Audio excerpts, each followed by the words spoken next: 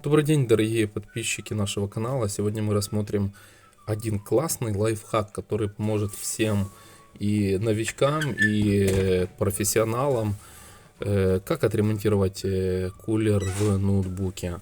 То есть кулер в ноутбуке, он несъемный, он жужжит, то есть он очень плохо работает.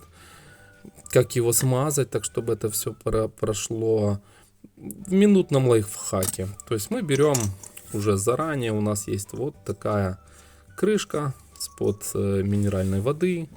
Выставляем это все так, чтобы, я уже вырезал так, чтобы оно было ничего не повредило. То есть вот здесь мы так поставим сейчас его и аккуратненько мы нажмем. Опа! И все выскочило. То есть теперь мы можем взять, смазать и поставить обратно. Надеюсь, этот лайфхак вам поможет исправить оригинальный кулер в вашем ноутбуке.